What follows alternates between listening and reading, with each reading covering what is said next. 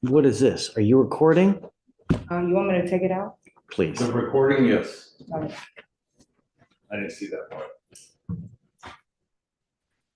All right. Good morning, Ms. Ibas-Yelling. Hi, good day. So you're telling me that you have a lawyer.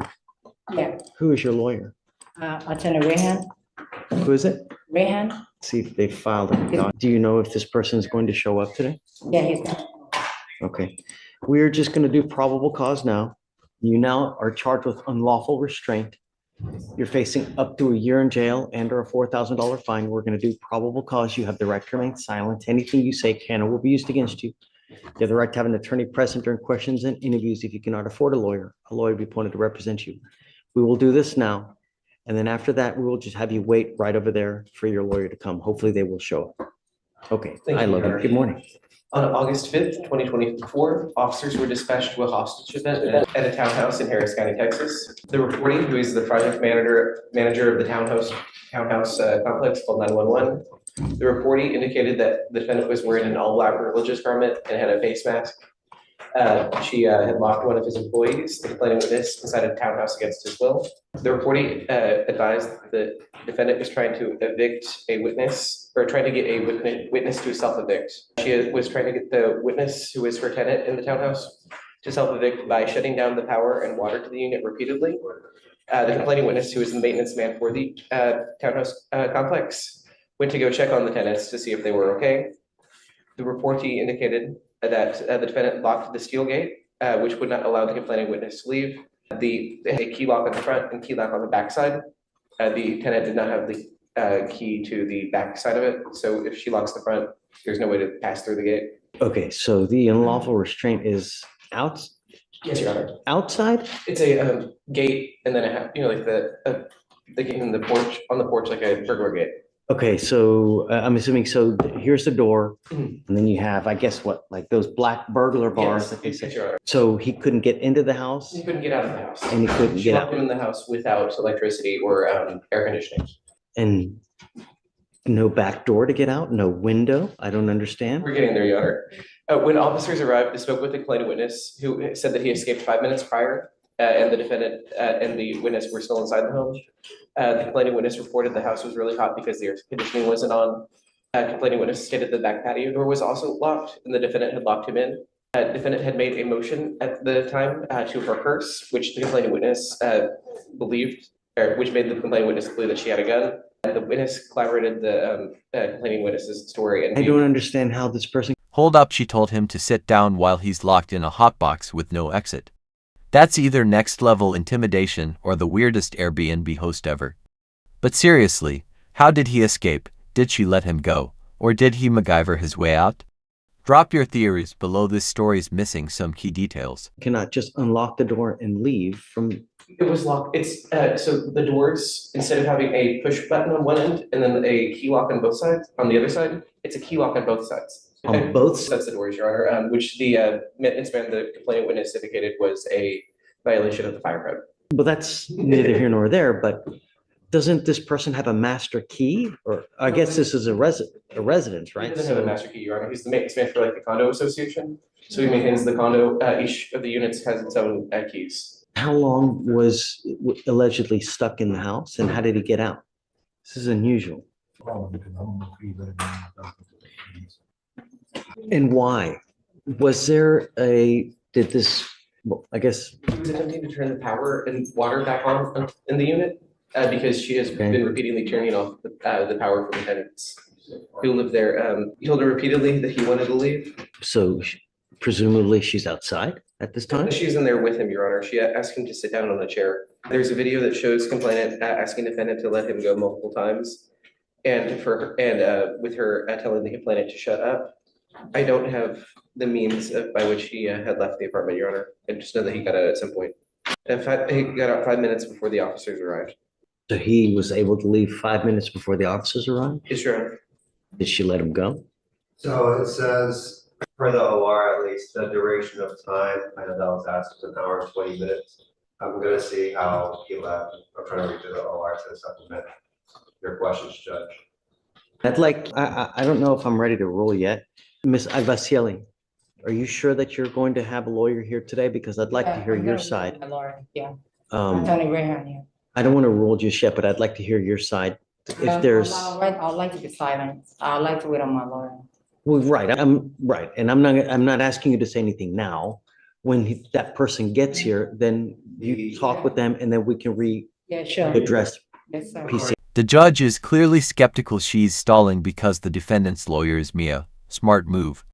In court, probable cause is a low bar, but without hearing the defendant's side, rushing this could backfire. Notice how the judge emphasizes no contact with the witness.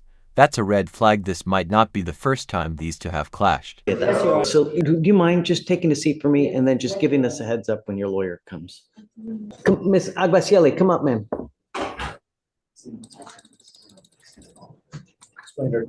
Explain to her the no contact there.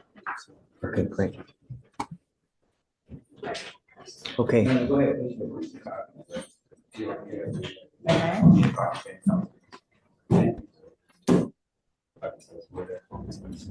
for now, I am going to find that there's probable cause to go forward.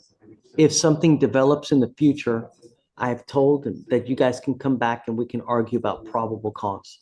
The only thing I'm going to ask you is please do not have contact with the complaining witness in this case and don't be in possession of any weapons. As long as you can abide by these and you do not pick up any new cases, you will be fine with us. Because you have a lawyer, I will waive your appearance. You don't have to waste your time coming to court, but please stay in contact. If he tells me he can't get a hold of you because you're playing games, I will issue a warrant, okay? Do you have any questions? Okay, so just no contact, no weapons, and that's it, okay? Thank you, Judge. Thank you. Okay, thanks. Just to go back to the body cam issue itself, right? The body cam issue itself, like say if I were to file a motion to restore property or return property, it's been tagged, so I don't know how we're gonna. I mean, I don't think that you would have any opposition to that, would you? I do, at this juncture, I think Pavel What was said that? the body cam, like to retrieve her body cameras from HPD evidence. On a motion to restore? Judge, I just need to talk to the investigator and see if we're retrieving it anyways. If you're what? If we're gonna retrieve that footage to Right. make it available, I think we're already in the process of doing that. That's the only thing that's holding me back.